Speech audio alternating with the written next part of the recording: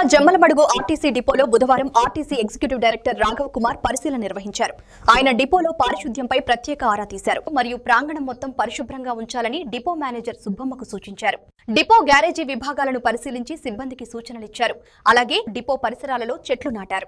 రాఘవ్ కుమార్ మాట్లాడుతూ ప్రజలకు అవసరమైన సౌకర్యాలు, మెరుగైన ఆర్టీసీ సేవలు అందించడానికి అధికారులు, సూపర్వైజర్లు, సిబ్బంది మరియు ప్రజల అభిప్రాయాలను సమగ్రంగా సేకరించి ముందడుగు వేస్తున్నట్లు తెలిపారు. ఈ నెల 1వ తారీఖు నాడు ఎగ్జిక్యూటివ్ డైరెక్టర్గా ఛార్జ్ తీసుకోవడం జరిగింది కడప జోన్కి.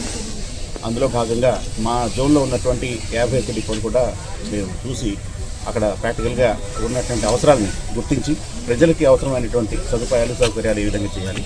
అదేవిధంగా మా స్టాఫ్ అందరూ కూడా ఇప్పటికే స్త్రీశక్తి పథకం వచ్చిన తర్వాత అందరి పనులు పొందుతూ వారందరూ కూడా చాలా కష్టపడుతున్నారు. అటువంటి ఈ సందర్భంలో మరింత ప్రజలకు చేరుగా అవ్వాలంటే మేము మా సర్వీసులో ఈవెంట్ మార్పులు చేసుకోవాలి. ప్రజల నుంచి వచ్చేటువంటి ఫీడ్బ్యాక్కి అనుగుణంగా మా ఆపరేషన్ వ్యవహారాలు కానీ లేకపోతే ఇతరత్ర వారికి సదుపాయాలు ఏర్పాటు చేయడంలో కానీ ఎటువంటి మార్పులు చేసుకోవాలి అనేటువంటి పరిశీలించడంలో భాగంగా ఈ రోజున ఈ జమ్మలమడుగు డిపోకి నేను రావడం జరిగిందండి.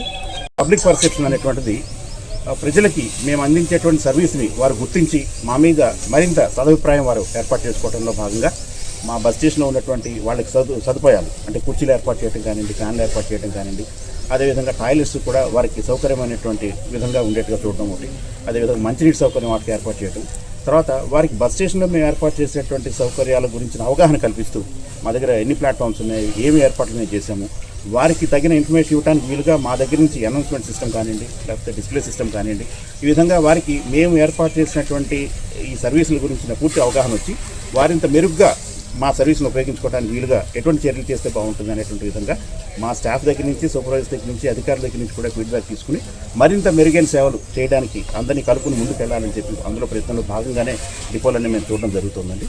మీరు ఇచ్చిన ఫీడ్బ్యాక్ ప్రకారం మేము కూడా వారికి అవసరమైనటువంటి గైడెన్స్ అంతా కూడా ఇచ్చి ప్రజలకు మరింత చేరువుగా చేరాలి. అదేవిధంగా వాళ్ళ దగ్గర నుంచి ఈ పాజిటివ్ పర్సెప్షన్ అనేటువంటి దానిలో మాకు కూడా సరైనటువంటి గుర్తింపు రావాలి. తద్వారా ప్రభుత్వానికి కూడా ఒక మంచి పేరు రావాలి. ఎందుకంటే ఇంత కష్టపడి ఇన్ని రకాల పథకాలు ప్రజలకు చేరువుగా తీసుకొస్తున్నప్పుడు గౌరవ మన ముఖ్యమంత్రి గారు కూడా స్త్రీశక్తి పథకం అనేటువంటి 97% మంది ప్రజల్లో అవగాహన వచ్చిందని అన్నారు. కాబట్టి